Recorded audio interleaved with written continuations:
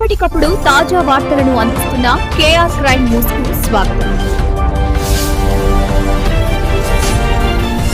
Welcome to KR crime news. Lawyer హత్య చేసిన కేసులో 2 కానిస్టేబుళ్లు అరెస్ట్. చిలకలూరిపేట మండలం ఎడవల్లి సమీపంలో ఇటీవల దారుణ హత్యకు గురైన మార్కాపురానికి చెందిన లాయర్ హరిప్రసాద్ కేసులో 2 పోలీసులను అరెస్ట్ చేయడం జరిగింది.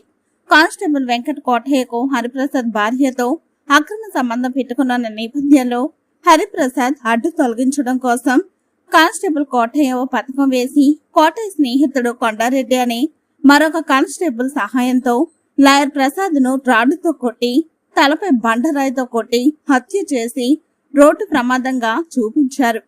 చిలకలూరిపేట రూరల్ పోలీసులు ఈ ఘటనను క్షుణ్ణంగా పరిశీలన చేసి హత్య చేసిన నిందితులను పట్టుకోవడం జరిగింది.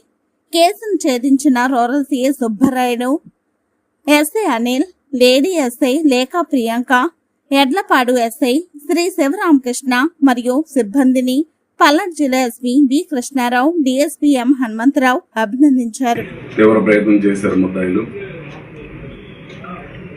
ఇందులో భాగంగా సమాచారం అందుకున్న వెంటనే మా రూరల్ ఎస్ఐ అనిల్ మరియు వెంటనే సమాచారం మేరకు వారి సిఐ సుబ్బనాయుడు వెంటనే రంగంలోకి దిగి క్లూస్ టీమ్ను పిలిపించడం, ఫోరెన్సిక్ ఎక్స్పర్ట్స్ని పిలిపించడం, అలాగే ఆ యొక్క ఎందుకంటే మాకు చూడగానే అనుమానం వచ్చింది, ఇది చంపి కావాలని యాక్సిడెంట్గా క్రియేట్ చేస్తున్నారని స్పాట్ నుంచే మా సిఐ గారికి చెప్పారు. నాకు నేను కూడా వెంటనే సీన్ విజిట్ చేయడము, ఎస్పీ గారి ఉత్తర్వుల మేరకు ఎస్పీ గారికి మేము చెప్పిన దాని మీద ఇది అడ్వకేట్ చాలా ఇంపార్టెంట్, వెంటనే క్రెడిట్ కావాలని ఆర్డర్స్ వేశారు.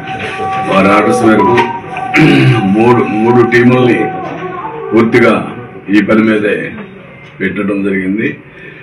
ఒక టీము పూర్తిగా ఈ సీసీ ఫుటేజ్ వెరిఫికేషన్లో, ఒక టీము పూర్తిగా సిడిఆర్ వెరిఫికేషన్లో, ఒక టీము సస్పెక్టెడ్ అక్యూజ్ గురించి 3 టీములు పనిచేసి తీవ్రంగా శ్రమించాము.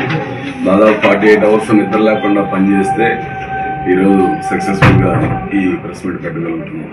విషయం ఏంటంటే ఈ యొక్క అడ్వకేటు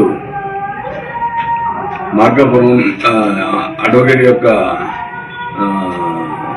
బంధువు ఇక్కడ కానిస్టేబుల్గా పనిచేస్తున్నాడు మా డిపోలో.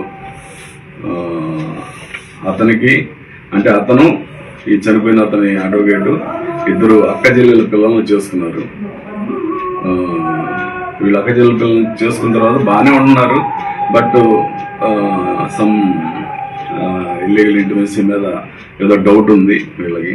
ఆ డౌట్ మీద అతను ఇతన్ని ఇబ్బంది పెడుతున్నాడు, ఆ అమ్మాయిని కొడుతున్నాడు, ఇతను మృతుడు భార్యని కొడుతున్నాడని ఈ కానిస్టేబుల్ తీవ్రంగా మనోవేదనకు గురై వీడిని చంపేస్తే మనకి ఇంకా అడ్డం ఉండదు అన్న ఉద్దేశంతో కేవలం ఆ ఒక్క కారణంతో అతనికి ఉన్నటువంటి ఇల్లీగల్ కాంట్రాక్ట్స్ తోటే చంపాలన్న ఉద్దేశంతో ఈ మాకు డైలీ మా పోలీస్ ఆఫీస్ నుంచి మా పనిచేసే సిబ్బంది అందరిని కూడా గుంటూరు తీసుకెళ్లే బస్సుకు ఒక డ్రైవర్ ఉన్నాడు.